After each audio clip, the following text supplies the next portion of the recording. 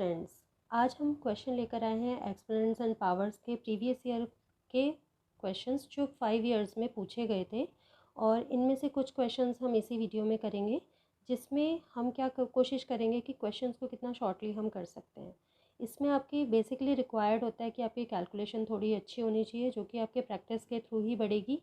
और दूसरी चीज़ कि कुछ ट्रिक्स होती हैं जिसके थ्रू हम क्वेश्चन को कर सकते हैं। जैसे कि हमारा फर्स्ट क्वेश्चन है, यहाँ पे आप देख रहे होंगे 2 की पावर्स जो हैं वो थाउजेंड्स में है। अभी जो 2 की पावर थाउजेंड्स में, अगर आप इनको एक्सपेंड करने लगोगे तो ये बहुत ज़्यादा लेंथी हो जाएंगे। तो हमें ऐसी ट्रिक्स फाइंड करना है जिससे कि बिना इसको लेंथी बनाए हम इसे सिंप्लीफाई कर सकें। तो यहाँ पे हम एक्सपोनेंट्स की जो प्रॉपर्टीज़ हैं उनको यूज़ करेंगे। देखिए कैसे करते हैं। फर्स्ट क्वेश्चन है हमारा 2 की पावर 2001। तो यहाँ पे 2 की पावर 2001 को हम लिख सकते हैं 2 की पावर 2000 प्लस 1, प्लस 2 की पावर लिखा है 1999, जिसको हम लिख सकते हैं 2 की पावर 2000 माइनस 1, डिवाइडेड बाय, अब है 2 की पावर 2000, इसको मैं एज इट इज़ रहने देती हूँ, माइनस दूसरा है आपका 2 की पावर 1998, जिसको मैं 2 की पावर 2000 माइनस 2 लिख सकती हूँ। यहाँ देखिए 2 की पावर 2000 मेरे सभी पार्ट्स में आ रहा है, तो यहाँ से मैं कॉमन ले लिया 2 की पावर 2000, ये बच गया मेरा 2 प्लस 2 की पावर माइनस 1। सिमिलरली नीचे वाले डिनोमिनेटर में भी हमने किया, पावर 2000 कॉमन ले ली, तो फिर हमारा बचा क्या 1 माइनस 2 की पावर माइनस 2। ठीक, अब 2 की पावर 2000 कैंसिल आउट हो गए और हमारे पास जो बचा वो था 2 plus 1/2 is divided by 1 minus 1/4। ठीक, अब ये जो हमारा पार्ट आया है इसको हम सॉल्व करेंगे, तो यहाँ 2 एलसीएम लेंगे तो ये हो जाएगा 4 प्लस 1 इज डिवाइडेड बाय, यहाँ पे हमने 4 कॉमन एलसीएम लिया तो हो गया 4 माइनस 1। इसको सिंप्लीफाई करा, 5/2 इज डिवाइडेड बाय 3/4।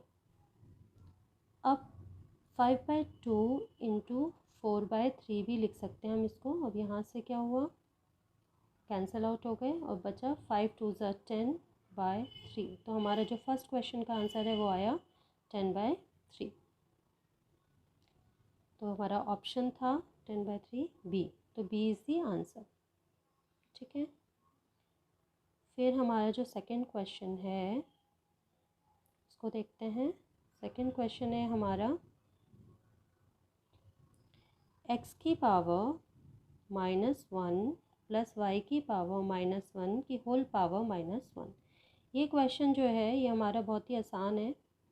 देखिए इसको हमें सिंप्लीफाई करना है, तो ये तो सबसे कम टाइम लेने वाला है। x की पावर -1 जो है उसे हम 1 लिख सकते हैं, y की पावर -1 को 1/y लिख सकते हैं और इसकी होल पावर -1। अब जब हम यहाँ से एलसीएम लेंगे तो ये हो जाएगा xy और y प्लस x हमारा ऊपर आ गया कि होल पावर -1, तो ये हो जाएगा। अब क्योंकि पावर -1 है इसलिए क्या करेगा, इसको रेसिप्रोकेट कर देगा और हमारा हो जाएगा xy/x plus Y. This is the answer. देखिए कितना आसान था। तो क्वेश्चन का बी पार्ट जो है हमारा आंसर है। नेक्स्ट क्वेश्चन है हमारा, वैल्यू फाइंड करनी है 9/4 की पावर x इंटू 8/27 की पावर x-1, जबकि x की वैल्यू गिवन है। तो अगर हम x की वैल्यू पहले ही रख देते हैं तो फिर से हमारा जो होगा एक्सपेंशन बहुत ज़्यादा कैलकुलेशन मांगेगा। तो इससे बेटर क्या है, पहले हम इसको सिंप्लीफाई करेंगे और लास्ट में हम x की वैल्यू पुट डाउन करेंगे। तो पहले सिंप्लीफाई करेंगे तो 9/4 को मैं लिख सकती हूँ 3/2 की पावर 2 और इसकी होल पावर हमें x गिवन है, इंटू 8/27 को हम लिख सकते हैं 8/27 को लिख सकते हैं 2/3 की पावर 3 और इसकी होल पावर हमें x-1 गिवन है। तो यहाँ से हमारा हो गया 3/2 की पावर 2x इंटू 2/3 की पावर 3 इंटू x-1। अब जो मेरा 3/2 की होल पावर 2x है इसे मैं रेसिप्रोकेट करती हूँ जिससे कि मेरे बेस सेम हो जाएं। तो 2/3 को रेसिप्रोकेट करेंगे तो पावर मेरी माइनस हो जाएगी और यहाँ से 2/3 की होल पावर 3 इंटू x-1 हो गया। अब इसको सिंप्लीफाई करेंगे तो देखिए बेस सेम है, जब भी हमारे बेस सेम होते हैं तो पावर्स प्लस हो जाती हैं। तो पहली पावर -2x है, दूसरी पावर हमारी 3 × x-1 है। तो 3 × x-1 को हम क्या करेंगे, एक्सपैंड करेंगे तो हो गया -2x + 3x - 3। तो यहाँ से देखिए हमारे पास पावर क्या बन गई, 2/3 की होल पावर x - 3। अब क्योंकि हमें x 4 दिया है तो इसलिए 2/3 की पावर क्या हो जाएगा, 4 - 3, और हमारे पास 4 - 3 1 है, तो 2/3 की होल पावर 1, या फिर इसको हम 2/3 भी लिख सकते हैं। तो ये हमारा क्या होगा, आंसर होगा इसका। ठीक है, तो आंसर है हमारा 2/3 थर्ड का ए। ओके, तो क्वेश्चन हमारा क्या हुआ, कम कैलकुलेशन में हमारी आंसर फाइंड हो गया। अब इस अगर हम इनमें वैल्यूज़ पुट ऑन करते तो हमें बहुत ज़्यादा मल्टीप्लिकेशंस करने पड़ते, और मल्टीप्लिकेशन करने में हमारा बहुत ज़्यादा टाइम कंज्यूम हो जाता है। जबकि यहाँ पे क्यों इतना भी टाइम हमें इसलिए लगा, क्योंकि हम सारे स्टेप्स लिख रहे हैं। अगर हमें सारे स्टेप्स माइंड में सॉल्व कर लेते हैं, या फिर थोड़े से हमें पहले से पता है कि हम रेसिप्रोकेट कर पा रहे हैं, या फिर पावर्स हमारी नेगेटिव हो जाती हैं, तो ये कम टाइम में क्वेश्चन सॉल्व हो जाते हैं। नेक्स्ट क्वेश्चन है हमारा कि इफ़ 3 की power 2x - 2 + 54 is divided bye 15 = 9। तो इस केस में क्या होगा, देखिए फर्स्ट है आपका 3 की पावर 2x - 2, जिसे मैं 3 की पावर 2 × 3 की पावर x × 3 की पावर -2 लिख सकती हूँ, प्लस 54 को मैं लिख सकती हूँ 3 की पावर 2 × 6। ठीक है, क्यों, क्योंकि 3 की पावर 2 9 है, 9 × 6 = 54 इज़ डिवाइडेड बाय 15 = 3 की पावर 2 विच इज़ 9। अब यहाँ पे देखिए आपका जो 3 की पावर 2 कॉमन आ रहा है, तो बचेगा क्या, 3 की पावर x × 3 की पावर -2 + 6 इज़ डिवाइडेड बाय 15 = 3 की पावर 2। 3 की पावर 2 और 3 की पावर 2 ये दोनों क्या होंगे, एक दूसरे को कैंसिल कर देंगे। बचा क्या हमारे पास बचा 3 की power x - 2 + 6 is divided bye 15 = 1। अब ये जो 15 है ये हमारा राइट हैंड साइड पे चला जाएगा, तो 3 की पावर x - 2 + 6 = 15। ठीक, अब यहाँ से ये बन गया 3 की पावर x - 2 = 15 - 6 दैट इज़ 9, और इस 9 को हम 3 की पावर 2 भी लिख सकते हैं। तो 3 की पावर x - 2 = 3 की पावर 2। यहाँ से हो गया 3 की पावर x × 3 की पावर -2 = 3 की पावर 2। अब ये राइट हैंड साइड में जाएगा, तो यहाँ पे जाके 3 की पावर x = 3 की पावर 2 × 3 की पावर +2 हो जाएगा। ठीक है, तो +2 होगा। अब यहाँ से क्या हुआ, 3 की पावर x = 3 की पावर 4, तो x की = क्या हो गया 4, क्योंकि हमारे जो बेस है वो सेम है, इसलिए पावर्स इक्वेट हो जाएंगी। तो फोर्थ क्वेश्चन जो है उसका हमारा आंसर आया 4 विच इज़ डी ऑप्शन। ठीक है, थोड़ा सा क्लियर कर लेते हैं अपनी स्क्रीन को। देखिए कोई भी क्वेश्चन आपने नोटिस किया होगा, कोई भी क्वेश्चन आपका हार्ड नहीं है, लेकिन अगर आप उसमें प्रॉपर्टीज़ लगाते हैं, प्रॉपर्टीज़ पढ़ने का हमारा जो फ़ायदा है वो तभी होता है जब हम प्रॉपर्टीज़ यूज़ करें और क्वेश्चन हमारा शॉर्ट में कंप्लीट हो जाए। अगर हमारे प्रॉपर्टीज़ की वजह से क्वेश्चन की जो लेंथ है वो बढ़ जाती है, तो फिर हमारे प्रॉपर्टीज़ का कोई यूज़ नहीं है। लेकिन यहाँ पे हम क्या फाइंड कर रहे हैं कि प्रॉपर्टीज़ यूज़ करके हमारे जो कैलकुलेशन है वो थोड़ी शॉर्ट हो जाती है। नेक्स्ट क्वेश्चन है हमारा fifth, find the value of 0.000064।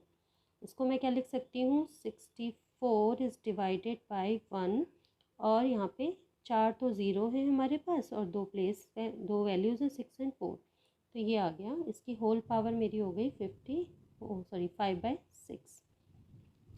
इसको हमने डिवाइड किया है 32 बाय अब देखिए यहाँ पे 1, 3 तो ज़ीरो हैं और 3 और 2 दो नंबर्स हैं, तो उनके प्लेस में भी हमने यहाँ ज़ीरो प्लेस कर दिया। इसकी होल पावर आ गई हमारी 6/5। तो अब हमें इसे पूरा ऐसे सॉल्व करने की ज़रूरत नहीं है, इसे भी हम शॉर्ट में चेंज कर देंगे, पावर फॉर्म में ले आएंगे। तो पहले 64 है हमारा 2 की पावर 6, और नीचे देखिए ये आपके 6 ज़ीरोज़ हैं, तो 10 की पावर 6, होल पावर 5/6 इस डिवाइडेड बाई 32 होता है 2 की पावर 5 बाय, यहाँ पे नीचे देखिए 10 में 5 ज़ीरोज़ है, तो 10 की पावर 5 की होल पावर 6/5। ठीक, अब देखिए जो पावर्स हैं यहाँ पे आप इसको लिख सकते हैं 2/10 की होल पावर 6 की होल पावर 5/6। सिमिलरली डिनोमिनेटर है हमारा 2/10 की पावर 5 की होल पावर 6/5। तो भी यहाँ से देखिए ये मल्टीप्लाई हो जाती है पावर्स, तो 6 इंटू 5/6 होगा तो 6 कैंसिल हो जाएंगे। सिमिलरली 5 इंटू 6/5 होगा तो 5 कैंसिल हो जाएंगे। तो यहाँ पे से हमारे पास आ गया 2/10 की whole power 5 is divided by 2/10 की होल पावर 6। अब देखिए दोनों जो है हमारे बेस सेम हैं, डिविजन्स में है, लेकिन तो इस केस में क्या होगा, ये कैंसिल करेंगे, इसकी सारी एक पावर बचेगी बस, तो ये हो जाएगा 2/10, लेकिन ये डिवीज़न में आ रहा है हमारा, ये जो हमारा आ रहा है डिवीज़न में, तो 1 डिवाइडेड बाय 2/10 हमारे पास बचा। जब भी हमारे डिवीज़न में कोई फ्रैक्शनल वैल्यू होती है तो ये हमारी मल्टीप्लिकेशन में कन्वर्ट होते टाइम इसकी अपनी ही रेसिप्रोकेट हो जाती है। तो ये हमारे पास आ गया 10/2, 1 इंटू 10/2 दैट इज़ 5। ठीक, तो फिफ्थ क्वेश्चन जो है इसका आंसर हमारा है 5, which is C. Okay,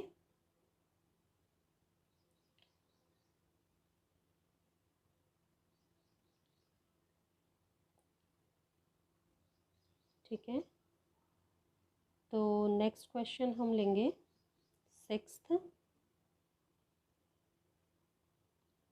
minute, थोड़ा सा स्पेस कर लेते हैं, सॉल्व करने में थोड़ी आसानी रहती है, स्पेस होता है तो, सॉरी।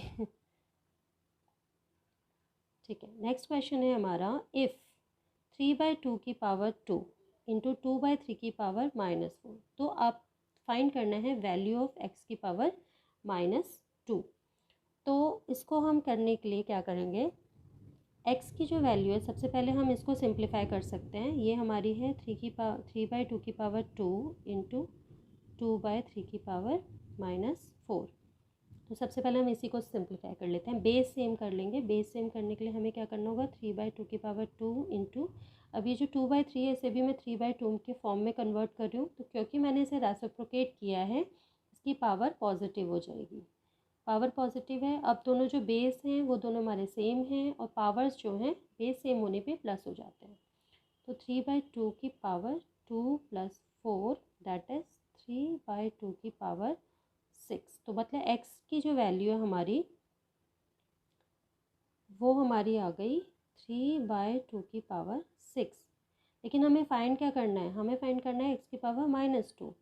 तो इसका मतलब 3/2 की पावर 6 की होल पावर -2 कर देते हैं।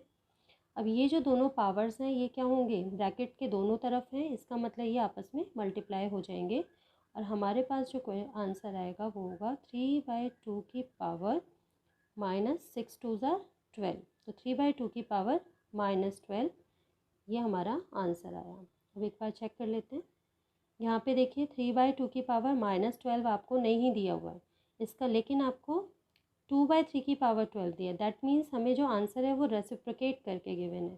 तो इसका मतलब अगर मैं 2/3 को रेसिप्रोकेट कर देती हूँ, 3/2 का रेसिप्रोकेट 2/3 है, तो उसकी जो पावर है वो प्लस हो जाएगी, तो +12। तो आ गया 2/3 की पावर 12। तो देखें क्या हमारे ऑप्शन में ये है, हाँ है, 2/3 की पावर 12 हमारा बी ऑप्शन है। ठीक है, इस तरीके से हम ये क्वेश्चंस को करते हैं। अब क्योंकि आपके क्वेश्चंस में थोड़ा सा ट्विस्ट इसी तरीके से दिया होता है, कई बार जो हमारी वैल्यू है वो नेगेटिव पावर में है, आंसर हमारे पॉजिटिव पावर में है, तो हमें उसे सिमिलर करना होगा, तो हम उसे रेसिप्रोकेट कर सकते हैं। इसी तरीके से हमें थोड़े से कन्वर्जन्स के साथ हम क्वेश्चंस को सॉल्व कर सकते हैं। और आज के लिए 6 क्वेश्चंस कंप्लीट हुए। Thank you for watching.